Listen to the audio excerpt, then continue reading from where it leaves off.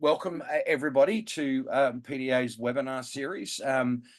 My name is Andrew. I am the I'm the President and WA State Director of Physical Disability Australia Limited. I have been a member of the organisation for the past 7 years, and I've been the President of the organisation for the past 2. So it's my pleasure to welcome, on behalf of the board and staff, welcome you to here today. So our topic today is, when do you stop being nice? Now, when I was researching for this topic today, I sort of began to wonder what those words meant in the context of people with disabilities and how they wish to be treated and considered. So I did a bit of research and I've come up with some definitions. So my definition for nice is giving pleasure or satisfaction, pleasant or attractive. Kindness, the quality of being friendly, generous, and considerate. And compassion. Now, this one was a bit weird for me.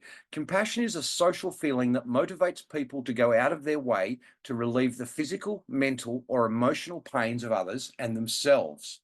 Compassion is sensitivity to the emotional aspects of the suffering of others.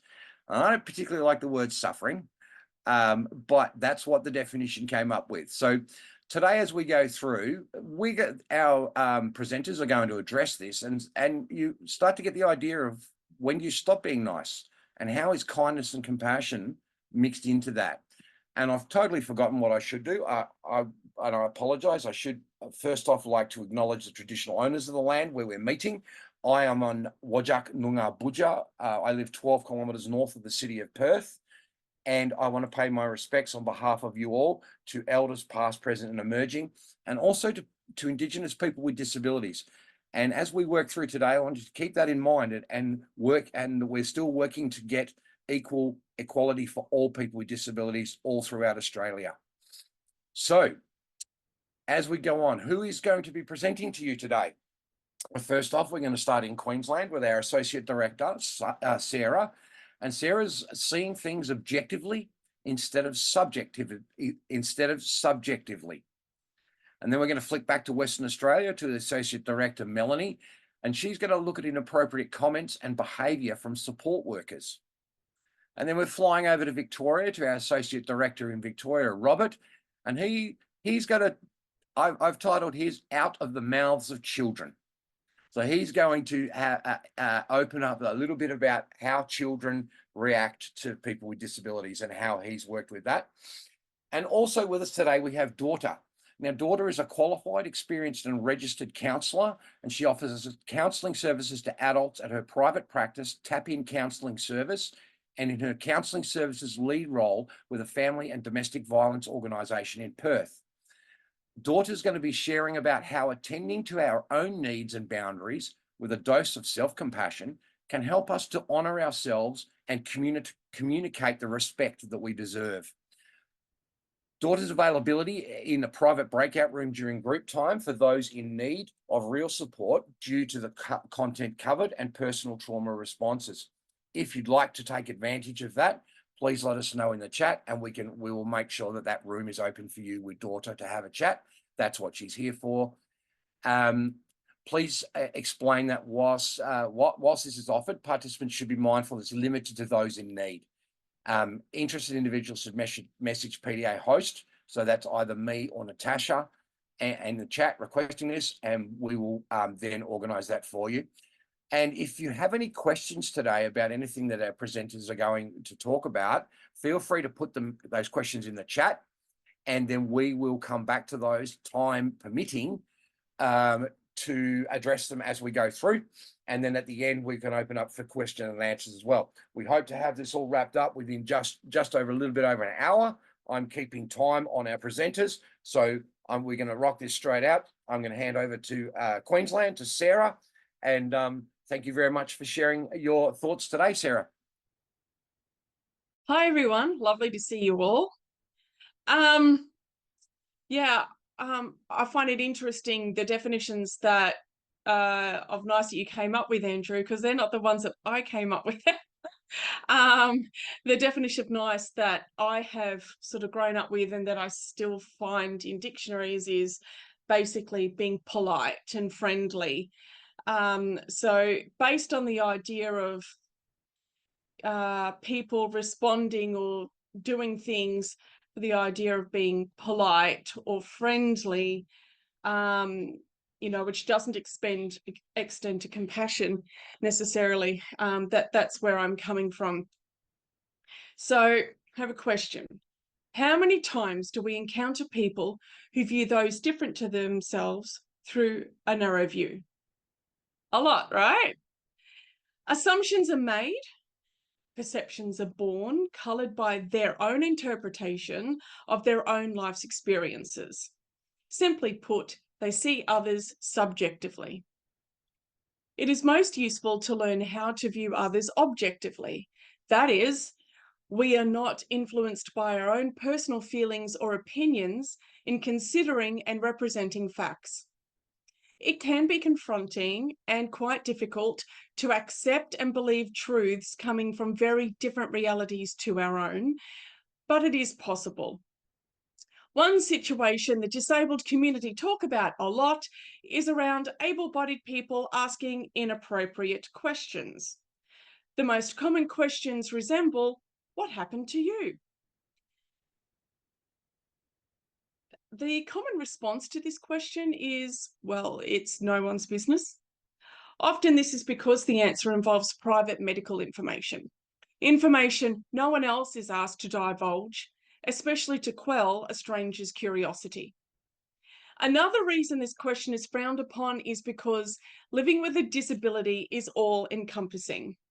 Everyday activities like eating are not straightforward. Much planning is required, and since so much time is already given to these tasks, it's the last thing we want to think about while we are working or enjoying the moment. The third important reason is that we may not be in an emotional place to talk about it. Our limits can be quite narrow some days. We may require every bit of mental focus for our task, or simply trying to sit up, as that can drain our energy quickly. And the fourth reason is due to trauma. We have often been ignored, ghosted, not believed, or even abused for years. And this takes a toll. Many of us have medical PTSD. Many have families who don't believe them, which adds to the impact. And they don't want to be reminded of that trauma nor relive it. So it's important to discuss these trauma responses, I think.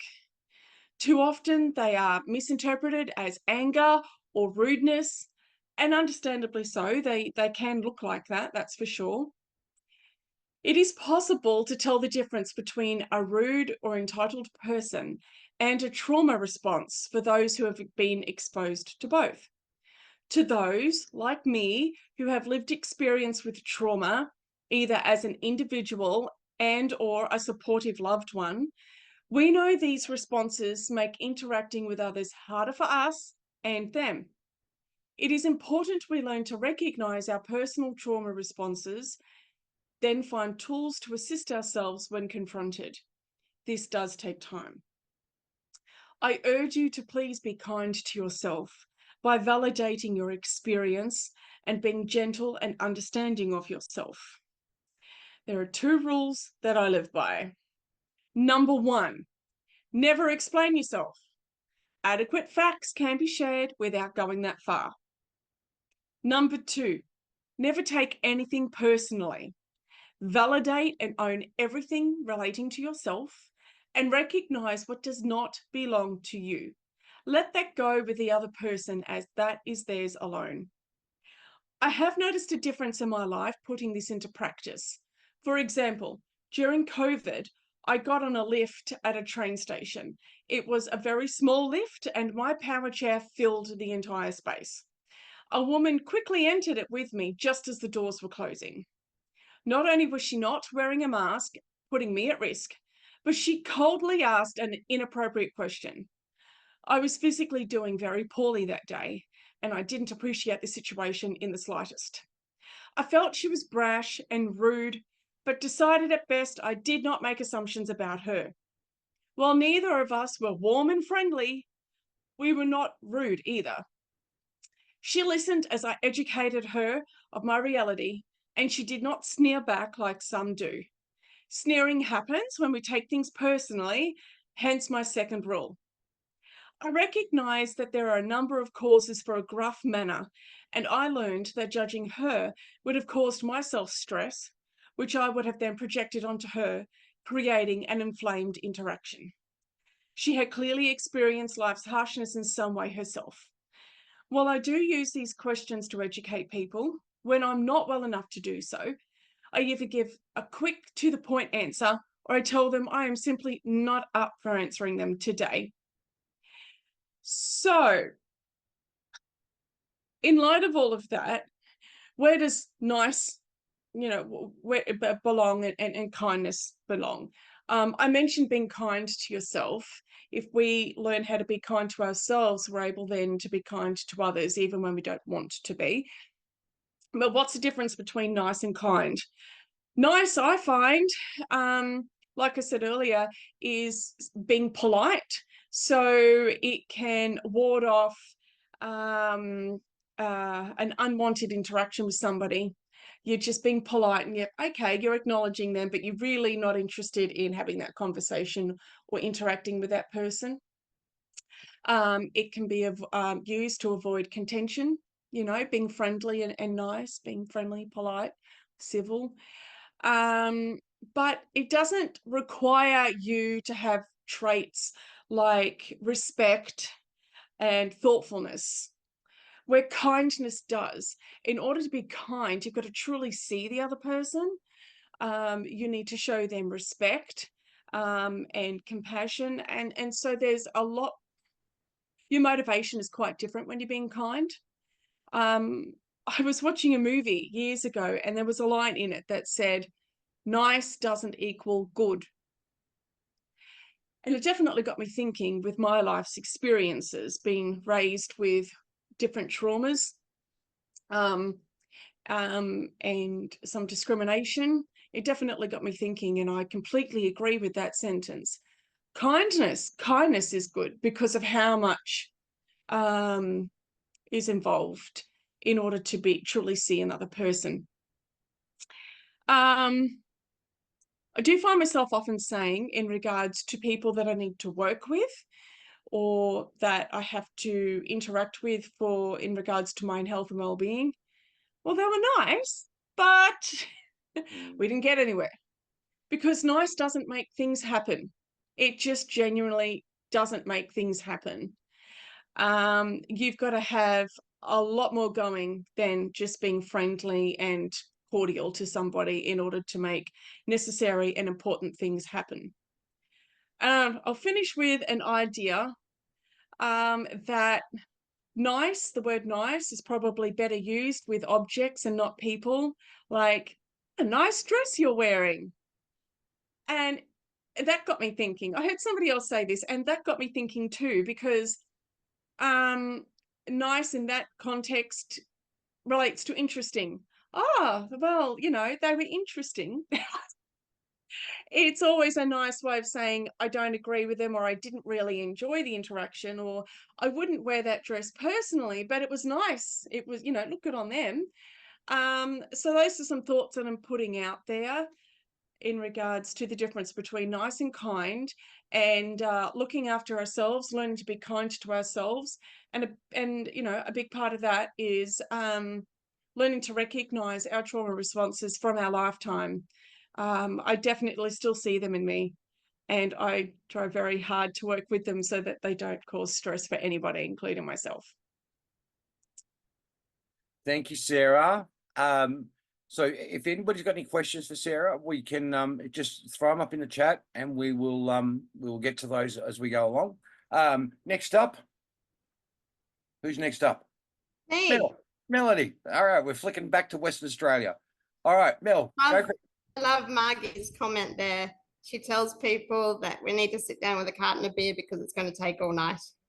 When asked what happened to her, it's like the best thing. I'm going to use that. Thank you.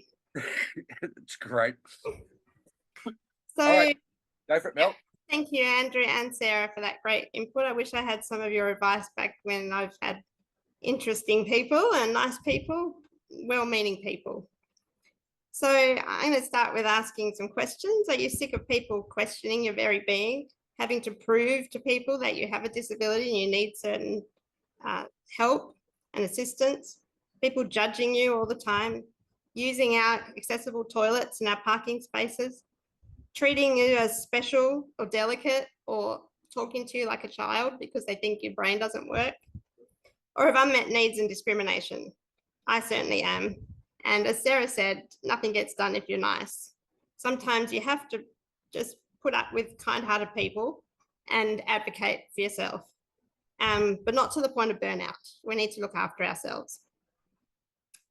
So I'm going to start with talking some inappropriate support workers, and I'm going to talk about it going both ways. Sometimes I'm not a nice person. I've had a bad night's sleep and I'm tired and grumpy, and I have support workers, like most of us probably, and sometimes they get me on a bad day, and I just learn to cope and say, look, I've had a bad night, I'm not myself. If I say something that's going to offend you, don't take it personally. And I just get it out in the air at the beginning, and they know they just get on with their job, leave me alone, and come back the next day and I should be right, catch up on sleep. And I find that works. That's the best way to air it out. But sometimes it doesn't go both ways. I had a support worker once who came 3 days in a row. And on the first 2 days, she was brilliant at her job. She did everything perfectly. And on the third day, she wasn't quite right. She stuffed things up that she did perfectly the day before. And I said to her, like, what is wrong with you today? And she's like, oh, nothing. It's like, but I can tell something's wrong. Like, what is on your mind? Oh, no, I'm fine. It's like, no, really, tell me. I was very persistent in getting her to tell me. And when she said that last night her grandmother died, I was like, oh my God, are you all right? Should you even be at work? I was like, good on her for turning up at work, but really, she wasn't right. And it showed in her actions and her behavior. And so, I mean, I was pretty mean pushing her to disclose some personal information, but it made me change my reaction to her that day. Instead of being harsh on her and going, where is your head today? Come on, get onto the job. I was being more compassionate to her. And it helped in our relationship and to get through that morning. And she probably didn't want to let me down by calling in sick, even though she wasn't well enough to come or up to the job. But unfortunately, her family was in Africa and she was here alone. So it made things really hard to process that her grandmother had died in another country and there wasn't much family here to support her. So, I mean, it's something that you probably don't disclose to a boss or a manager, but in that situation, it really helped me deal with her on that day. So I was able to be nice because she was able to tell me that. And I can sense when things aren't quite right. Another incident I had was with a different support worker. And this support worker was great in small doses, but if I had it too often, she drove me up the wall and frustrated and irritated me to the point of no return. And one particular week, I'd had her probably 6 times because she was filling in for other people. And she was helping me to get ready for bed one night. And I was cold and I was already a bit grumpy. And she happened to spill water on my hand, which made me more cold and grumpy. And I told her, I warned her not to. And she just didn't shut up. She was always talking. She talked about everything and anything. I hardly got a word in at all, including her own personal sex life, which I found very inappropriate to bring to the workplace. But there you go. Some people just can't not tell people. Anyway, so when she tipped water on me for the second time and I lost it and she wasn't listening to me, I finished my teeth and she gave me a drink of water, and instead of spitting it back into the cup, I spat it on her. And the shock on her face was priceless. I burst into laughter, and it was the only way I found I could get through to her. And I was at at the end of my tether, and she finally stopped talking and realized what I'd done. And even though she dripped water on my hand, I got her on the shoulder on a thick jumper. So she wouldn't have even felt the water, but it was just the action that I did, that I could do something that wasn't nice and unprofessional of me. But it worked because she actually took the notice, and I thought she was actually going to storm out and not finish the service, but she did finish the service, and I apologized after I calmed down and stopped laughing. And and that night I wrote an email to my coordinator because she was from an agency, and I apologized for my behavior. And I yeah, and I knew it was inappropriate, but there was nothing else that I could do to get through to her. And it was impacting me a lot because I take ages to warm up in bed. Nowadays I have a heated throw rug and it warms me up quickly, but I yeah, back then I didn't, and I didn't want to spend all night awake trying to warm myself up before I fell asleep. So I found that, yeah, I hope you don't have to go to the lengths that I do to get through to people. And she doesn't come to me anymore, and I have a much more fabulous team. But sometimes you just have to do things to get your point across. And I owned it. I accepted that it wasn't right, and it wasn't nice, and it wasn't the dumb thing to do, but there was no other way of proving my point. And I hope no one else has to go through that, but I did. And am I out of time yet? Pretty close? You've got about a minute and a half. No, I'll stop there and hand over to Robert, but thank you for listening. Thank you, Melanie. Yeah, that's been deep. There's been some very interesting comments in the chat. It was a laugh, which is good. You get a laugh out of it. That's remind me not to upset you. You know, okay? Yeah, I am a Scorpio. You don't want to hear the sting. Yeah, fair enough. Okay. Thank you. Now we're going to flick over to Victoria. Robert, you're up. Thanks, mate. Thank you everybody for joining tonight, and thank you to our presenters so far.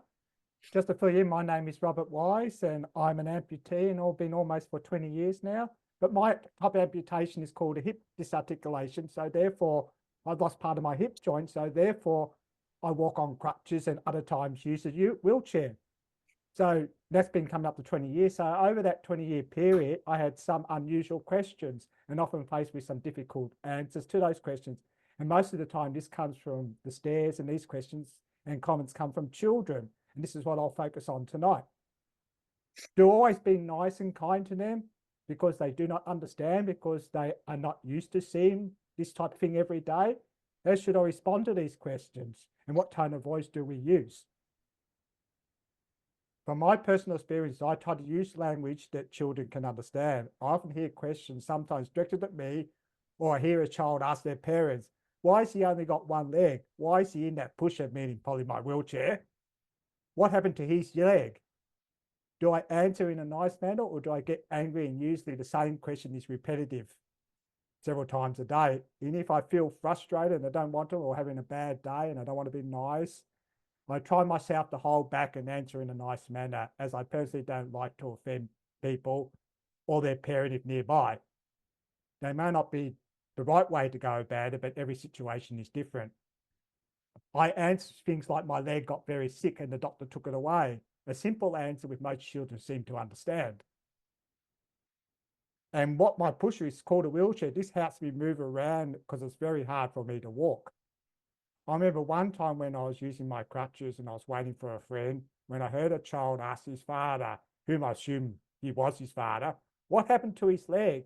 Then I heard his father say, go ask him. I immediately felt upset and angry. Should I be nice or not? Then I realised in that short period, was he trying to teach him that some people are different, or was he embarrassed to answer the question to his child? I will never know. However, when the child approached me, I did answer the question with some of the responses I gave earlier. I've been very fortunate these responses have not led to further questions and not led to more questions. I suppose if it did, I probably would have stopped being nice or kind, whatever language we call it these days. When it's enough is enough. I suppose that depends on the situation or the mood we may be in. But this can vary from person to person. Another annoying thing I hate is when a younger child is with their parents and the child keeps stopping and looking back with an unusual stare and walks on with his parent and turns around and stares again. And during this time, the parent is doing nothing. Should I have said something to them or the parent in a frustrating way? Maybe I should have done, but I don't like embarrassing people. But when it comes to the older children or teenagers, I do get some who want to assist you or help you out at times. This can be annoying, as I'm often asked, can I move that chair for you? Can I get that down from the high shelf? But maybe that stage I don't need help. I don't need help to get up that hill. I may be just looking where I want to go next. And I might be by that chair, but I don't want it moved. I find I often keep on insisting they want to help me. And I said, look, I keep telling them I'm fine, just leave me be, you know. Most of the time I just saying I'm just looking what I'm going to do next. I may not need that chair moved. But maybe they're just showing me they understand and in their situation, their way. At least they're asking you before grabbing your chair or pushing or moving the chair for you to get into the gap. Another issue I often face with when they get in your way, or they're busy looking at their phones or chatting away to each other, and you ask them to politely move and they don't. Or they completely ignore me when I speak. Do they see me, or do they just don't like looking at someone in a wheelchair? And that's when I stop being nice and start getting annoyed to them, and sometimes I'm very angry, asking, could you please move so I can get by? With that being said, I'd like to touch on how parents can help their children understand disability.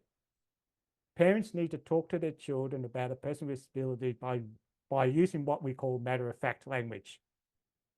Don't try to convince your child that someone with disability is just like they are. Instead, acknowledge that they are a little different and make it clear that just because someone is different, that doesn't mean that person is bad. Say things like their muscles in their legs don't work like yours, and that's why they have trouble walking and need a wheelchair. Or they may be born with one leg, so they had a special leg made for them to help them walk. Try to keep your emotions out of this conversation. If you say someone's a disability sad or awful, your child may pity that person, and that will not be helpful.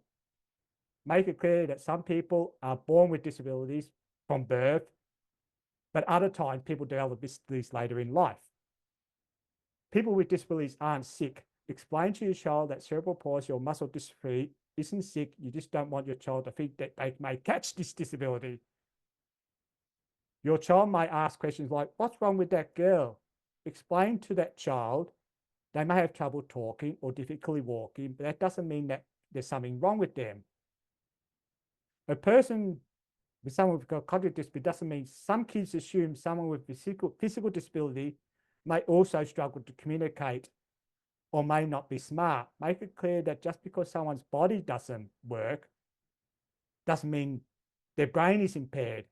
That doesn't happen in all cases. Talk to your child about how people with disabilities may use adaptive equipment to assist them. A classmate asks, they may have a hearing aid, for example, to help them hear, or they may walk differently using crutches or a wheelchair. These aids help this child or adult to be just like you are. You may explain why there are parking spaces for people with physical disabilities located near a store. Explain how someone made a special vehicle designed to fit a wheelchair with a ramp or lift. This helps them to get around just as you do. Educate your child how best to assist someone who uses adaptive equipment. For example, make it clear that your child should never pet a dog who's wearing a service animal vest unless the owner invites him to do so. And explain how holding the door for someone who uses a wheelchair may make it easier for them. You should always ask first. Do not insist on helping them when they say no. Make sure you don't send messages to people with disabilities are completely different from everybody else. Point out things like the child with disability may have in common with your child. Say things like, oh, Lucy's good at math just like you are, and you both like listening to the same sort of music. Understand that that can help your child relate better to people with disabilities, and it can definitely help. Kids do often want to be helpers, but they may not know how to do something that is helpful, or they may put themselves also in danger. Getting behind someone in a wheelchair without asking them if they need assistance could be dangerous if the person using the wheelchair doesn't see your child. Or similarly, your child may be tempted to intervene if they see a child with autism who is feeling very upset, and that might say that autism child may just need a little space to calm down, and giving them a hug could make things worse. So teach your child to ask before springing into action. Asking is anything I can do to help. Gives the other person the opportunity to say whether the assistance will be appreciated. If they climb your help, do not try to up or push the issue. If you have a disability and your child might have questions to ask about you, whether you're going to get better or why you can't do certain things, it's important to give honest answers in a kid-friendly manner. It can be confusing for kids if a parent has a disability that isn't visible on the outside. Kids can't see what's wrong when their parent has an issue with involves chronic pain, for example. So it's important to give kids a little information about science behind what is happening to your body. It can also be helpful to share about your self-care strategies. Whether you attend physical therapy, get acupuncture, or take medication, make it clear to your child that you are taking steps to take care of yourself. If you have a new disability like a loss of a limb from an accident or your child is struggling to adjust, seek professional help. Talking to a therapist could also help your child process their feelings and adjust to these changes. Sarah, one of our presenters tonight, has written an excellent book that helps answer kids' questions about disability. The book is titled Different Yet the Same. Details on how to purchase can be provided to those who are interested. Just let us know, and I'll finish up now. And thank you for listening to me tonight. Thank you very much for those wise words, Robert. That's really, really good. You touched on so many different subjects and topics there. Is that I think we could unpack that whole thing and do another complete series of webinars on all that sort of stuff. But thank you for that. Kevin's asked a question in the chat, and I was just wondering if, and Sarah's just weighing into a few things there. But before we go on to Dorte, do you guys want to like maybe just have a really, really, really quick thing about disabilities that you can't see? I mean, for those of us with physical disabilities that are very obvious, what about ones that you can't see? How do you guys see that? Well, that's me. Yep. Mine only became obvious when I started using a wheelchair, but because they started to get progressive, but I've always had multiple invisible disabilities. Yeah. That's a loaded question because often we don't understand our own disabilities because we are ignored and ghosted by the medical system. And so we can often be left with a lot of questions. So what the hell do we answer or say to other people? Yeah. So that can be a very difficult thing that would be a whole webinar in itself. Okay. But basically, this is why I have those two rules. Don't explain yourself. Don't take anything personally. I learned very quickly, don't explain myself. I just state my needs or facts around a situation that I'm in with them, and I leave it at that, quite frankly. Yeah, don't engage with these people because often it's not going to go anywhere good for you. But yeah, just state facts, the most minimal facts that need to be stated in any given situation. And well, basically, I have left situations before many times because I knew I wasn't up for dealing with people who weren't going to accept me when I state some simple facts. So, you know, most people don't believe you. That's just, we have to accept it. Yeah. Okay. Thank you, Sarah. Can I just chime in there too? I think there's ma'am. probably more discrimination to people with visible disabilities. Like if you get an ACROD parking permit and you don't have an obvious disability, people are going to question why you're parking there. Yeah. But it's none of their business. If you've been approved to have an ACROD parking permit or a companion card, then they've done the checks. Yep. You know, it's enough. Yeah, it's not something you have to explain to someone else. No, I mean, I always check a car whenever I park there, especially if they're full. You know, how many of these cars have a permit? And it's like, well, they've got the permit, they're entitled to be there. Yeah. You know, I'm just got in too late if I can't find one or something, but it's not people's business. Yeah, fair enough. We've done the checks. We've got them checked. You know, we're entitled to this. Mind your own business. Thank you. And it's not easy to get a permit, which people think. It's not easy. It is hard. No, it's not. You know, exactly. A lot goes into it. Yeah. Yeah.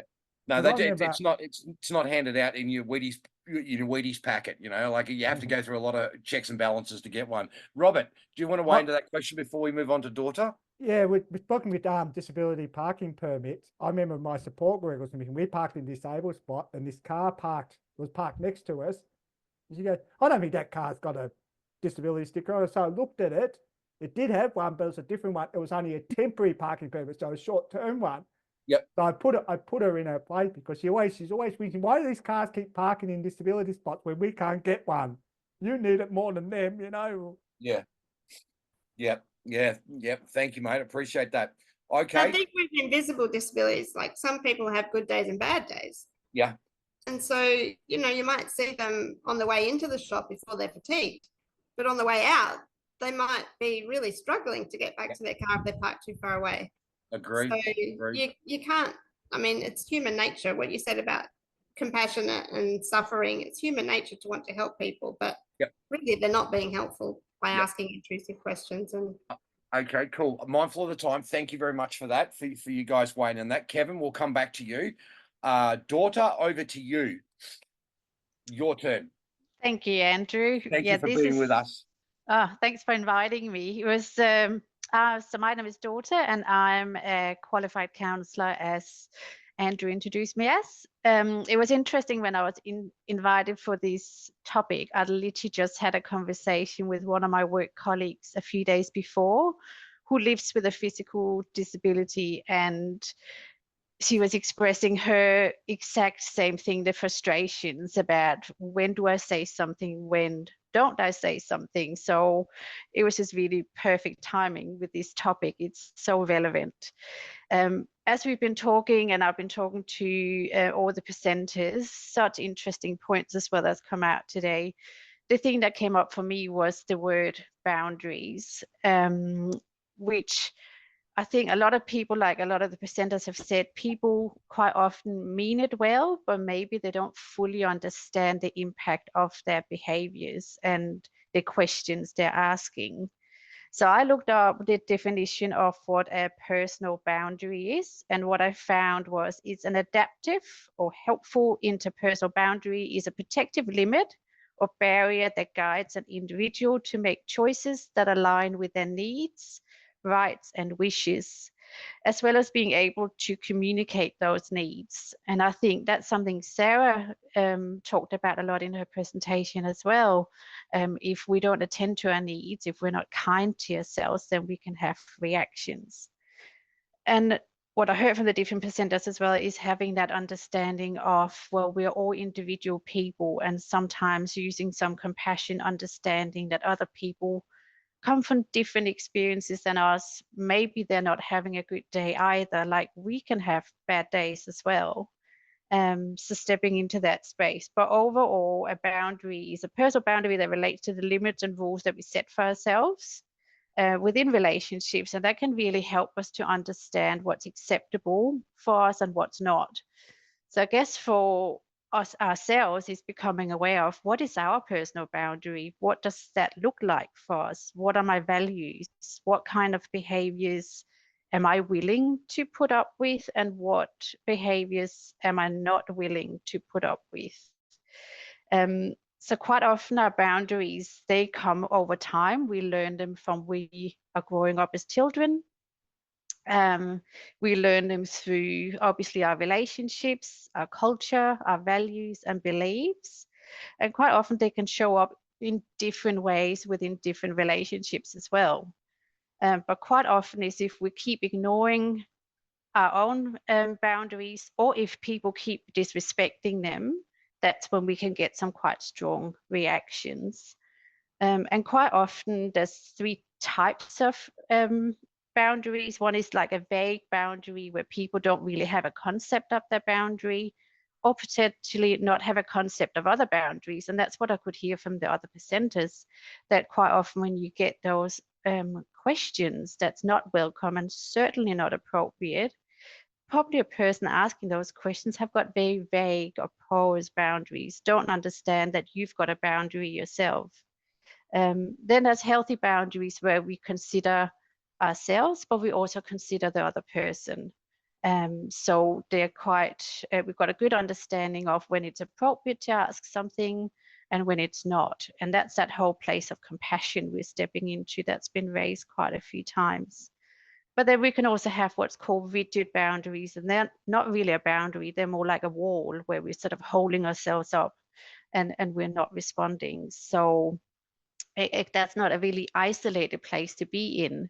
But I guess that's a place we can get to if our boundaries keep getting crossed and we've just had enough of people, of silly questions. We go, okay, I really don't want to talk to you anymore or answer these questions. It's none of your business.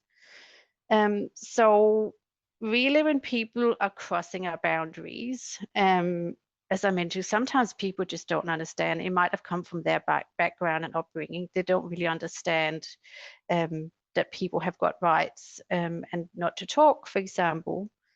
But the more we can be aware of our own boundaries and communicating them, we can express how we feel if we feel our boundary has been crossed.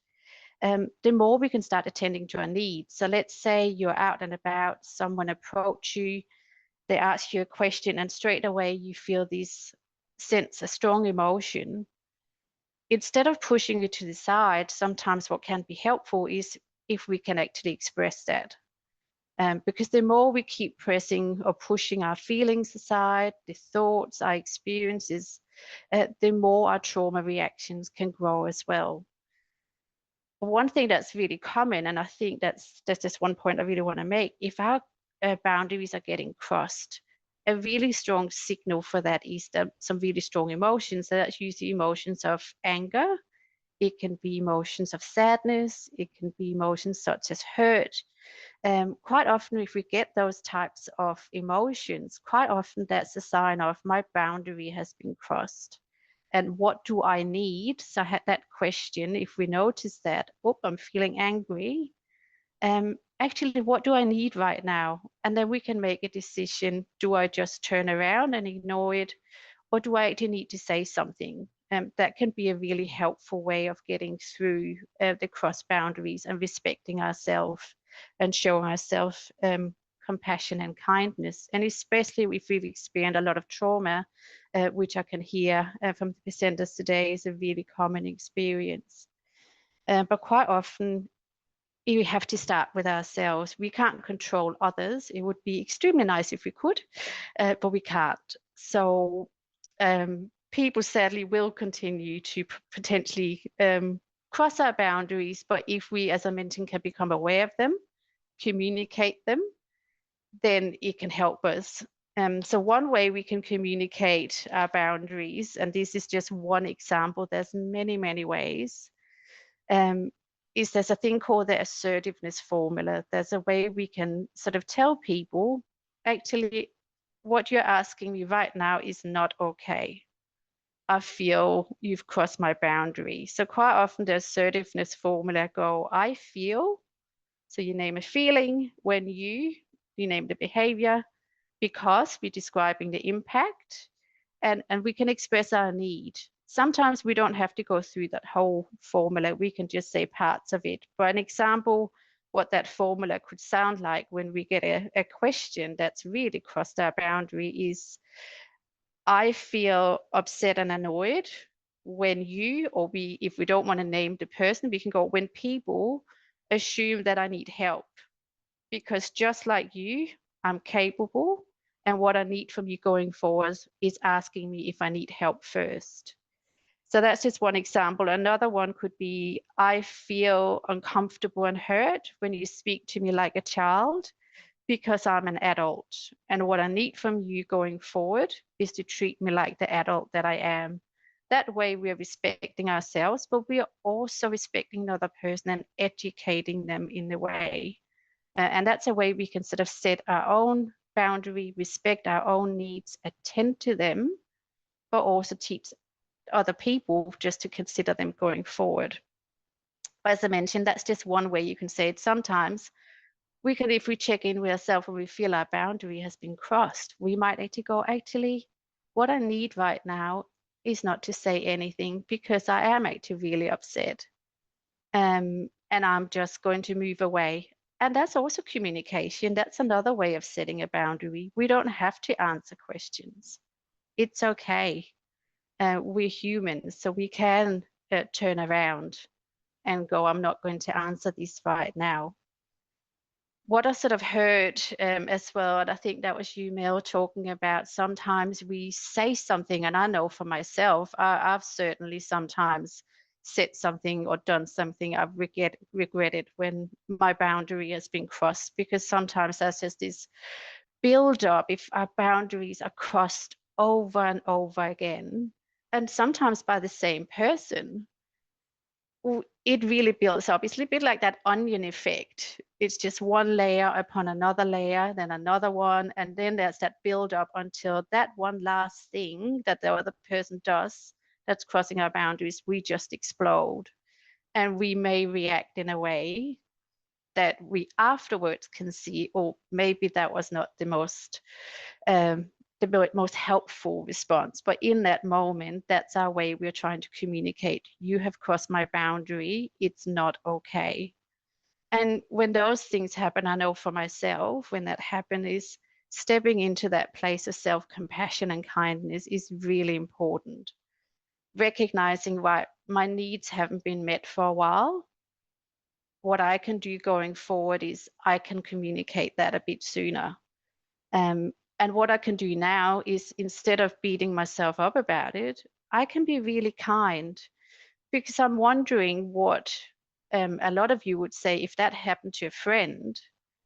We would probably be really kind to them and go, well, you didn't mean to do it.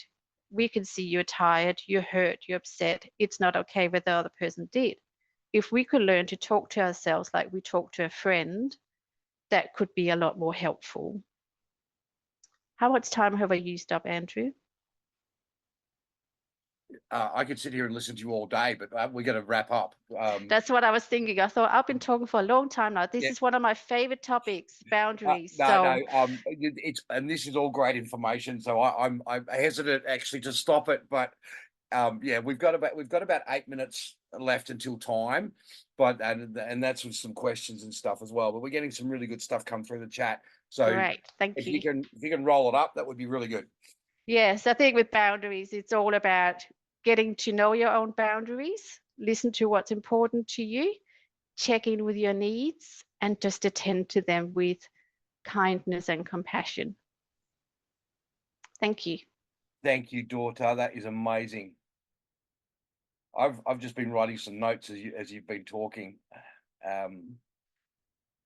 The thing around boundaries, I think, is very it's something, because we have to speak so often about ourselves to medical professionals, to allied health professionals, to our prosthetists, to all the people that are a part of our life, that we forget that we still have the right to not do that. And yeah, I love that. I've written that down as the onion effect. Build up to explosion. I've always seen the onion as the other way. You peel, like we've all got layers and we go the other way, but not that build up to become that thing and just explode. So so a good takeaway there. Thank you very much. Look, we've got about 6, 7 minutes left. Has anybody need to talk to Dorte offline or in one of the chat rooms? And we're happy to set that up if you want to. If not, has anybody got any questions, like really quick questions that they'd like us to answer online, like live now? If you want to put your hand up, I can't see you all, but if someone's got a really quick question they want to answered, that we can do it now, that would be great. If you want to like ask questions later on of the panel, they'll be more than happy to take questions. You can email them through to Natasha, and Natasha will put her email address in the chat, and then we can address them there. So if you've got a specific question for one, Dorte, you'd be happy to do that. And for the rest of the panel, would that be good as well? Thumbs up. I haven't got any thumbs up. Sarah's nodding. Yes, definitely. I have a very thank you. Appreciate it. Thank you very much. I have a very quick question. Okay, go. Are we able to? Is there a list of good counsellors or therapists that we can go to help us recognise our trauma responses, etc.? Because in my experience and the experience of everybody that I know, 99% of them either are useless or actually make things worse. Probably Good. Dorte would be the best one to answer that one. I'm Yeah. pretty sure she probably wouldn't mind some more business either. If you want to talk to her like privately, I'm all for. Well, you know. well, welcome to come to me. But but yeah, that's such a good question, because that's so important that we find a counselor that understands us and we feel seen and heard. But if it's specifically trauma, there is an organization called Blue Knot Foundation. I don't know if any of you have had any contact with them. But they specialize in trauma, and on there as well, they used to have a directory. I haven't looked at it for a little while, where you can actually find counselors as well, or you can call up and have a chat to them, and they can link you.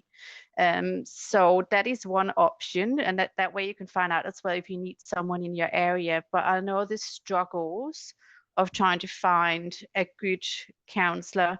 Another place to go is through Psychology Today. That is a bit more, you have to do a lot more research yourself, but the counselors on there have got, and I'm on there as well, but they write their own little blurb about how they are, and you can get a sense of the person. But I would always recommend a good counselor or therapist will give you 15 minutes phone call for free, and that's so that you get a sense of them, and they also get a sense of you, whether it's the right match, because the match is so important.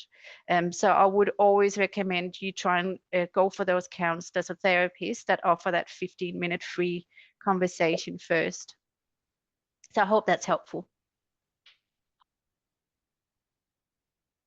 That's excellent. Thank you very much for that. That's cool. Has anybody else got any quick questions before we? Is it Cyan? Cyan Westerman. Is am I hope I'm saying your first name right? Yeah, Cyan. It is Cyan. Cyan? Cyan. Okay. Yeah. Did you want to share those few other items, or is that something you want to share with one of the panelists privately? No, it wasn't meant to say items. It was meant to say sites. Oh, okay. I've been collecting different websites through counselling and that, because I've done a diploma in counselling. Okay. But I just can't find it at the moment. Well, if you're happy to share that with Natasha, she can share that with all the attendees today. Natasha's put her email in the chat, which is promotion@pda.org.au, and we'd be more than happy to follow those up for you as we go. So that's fantastic. The recording will be available on our YouTube channel, so you can subscribe to that, and then you can also go back and have a look at some of the other webinars that we've done. And apart from that, if nobody else has got any questions, we've done very well on time. It is right on 4:30 in Perth, so it's probably bedtime for all you guys on the East Coast, because like we're disabled and we go to bed early. We have to quite, be it's only 7:30. I'm just joking, Robert. I'm just know. joking. You can stay up till 8:30 because you've been a good boy. I've been a good boy, have I? I think that's about all I've got for you. I want to thank Sarah and Melanie and Robert and Dorte for presenting today. It's great that these guys have stepped up, put their hands up. It's all done voluntarily. They're part of our board at Physical Disability Australia, but also, they've put their hands up to do a whole bunch of stuff in the background for us. So I really appreciate you guys for the work you put in today. And Dorte, thank you for your words as well. Natasha, thank you for your back of house stuff, keeping everybody on track, setting up all the meetings and all that sort of stuff. Really appreciate it. None of this happens, in 5 minutes. It's like our lives. We have to pre-plan a whole bunch of stuff before we can actually do anything. So I want to thank you all for being here today, wherever you are in Australia. I know there's a bunch of people here from WA. There's a bunch of people from Victoria, and I'm sure you'll all, we can chat. And hopefully you're all members of Physical Disability Australia. We have opportunities coming up for engagement with different government organisations, and we always put out calls for people to be involved in panels and in forums. A lot of those are paid work, so if you want to get involved in our work, reach out to Natasha at her email address, and we'll keep you all informed of what's going on. We all know that there's a lot of changes in the pipeline with the NDIS review and also the recommendations from the Disability Royal Commission. A lot of people working through a whole bunch of stuff at the moment around that. So, yeah, just watch this space. Stay connected with us through the webinars series, and also we have a social hour once a month, the first Monday afternoon of each month. You're more than welcome to come along to that, where we just